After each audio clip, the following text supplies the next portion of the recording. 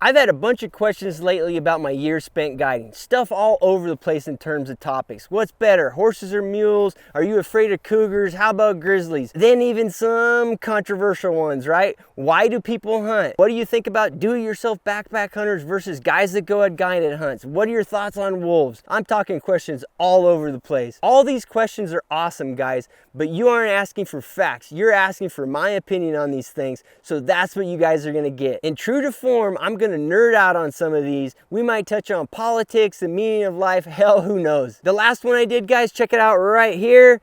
The topic there was when to move spots while you're elk hunting. But today I'm gonna cover the deeper question of why do we hunt? In these videos, I'm gonna say things that lots of folks disagree with, and I'm gonna be brief. There's not gonna be a shit pile of explanation. So if you have something to add or you hear something you disagree with, go for it in the comments, guys. I wanna hear it. Why do we hunt? The comments are gonna get interesting on this one. It's not exactly a softball. If you really look at our history as humans, today or recent history is really the anomaly. The real question should be, why does 95% of the population not hunt? Roughly 12,000 years ago, the majority of the human population departed from an entire life that was based on hunting. And we're talking about an entire existence, that's centralized around the hunt.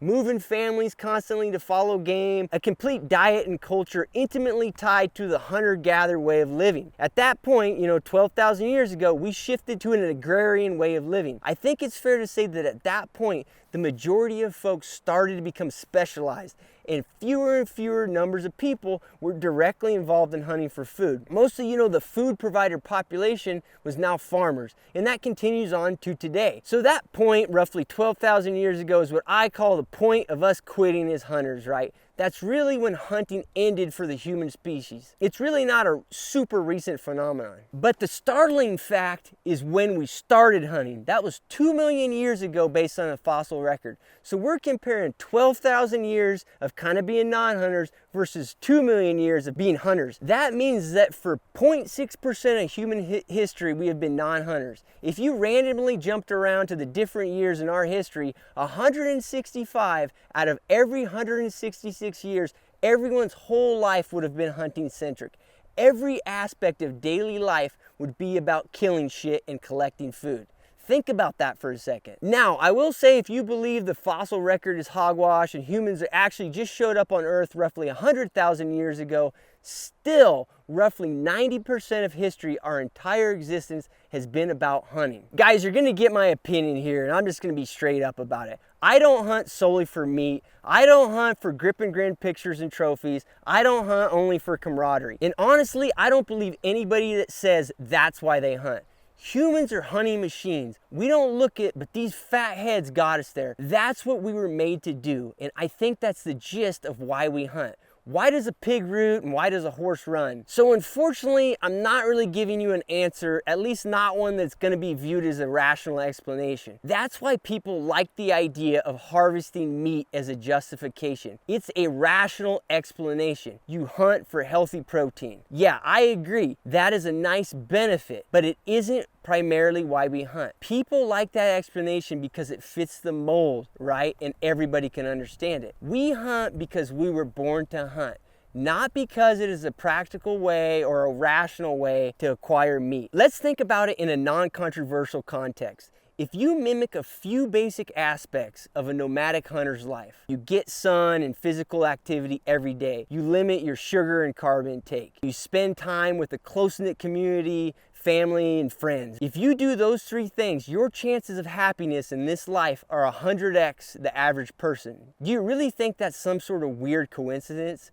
It's a statistical fact. Look it up on any scientific research on happiness. Any factor that plays into happiness would have been a prerequisite to survival in a hunter-gatherer era. So I don't see why it's hard to make the argument that hunting is an intrinsic part of who we are. A lot of the activities non-hunters partake in are really just fake hunting, or they're representations of the hunt, right?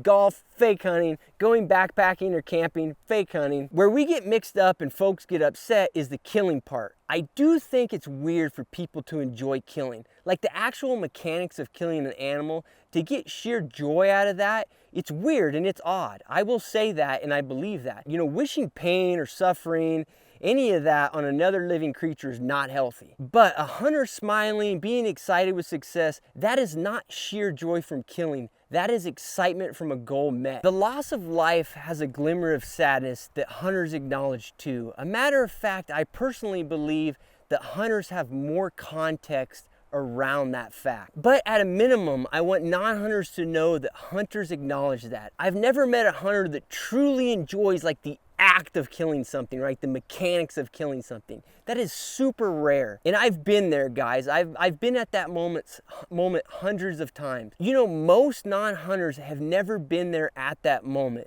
Not even once in their life have they seen life fade. Yet they have a strong opinion on it. It's really odd. They project a feeling that hunters must have at that moment. It's weird that they do that. It's like a slug explaining aerodynamics to a bird or something. What people who don't hunt will never understand is that the killing part is trivial to the overall hunting endeavor. How can something so intense, dramatic, or whatever be trivial? People asking this view the two words as synonyms, right? Hunting and killing, same word. Well, again, let's put it in a non-controversial context. Everyone, non-hunters, vegans, vegetarians, poor people, rich people, you know, country people, city people, live a life that inflicts death on other life. Eating meat, eating vegetables, habitat loss from your homes, pollution from your lifestyle, fuel consumption, all of that leads to death.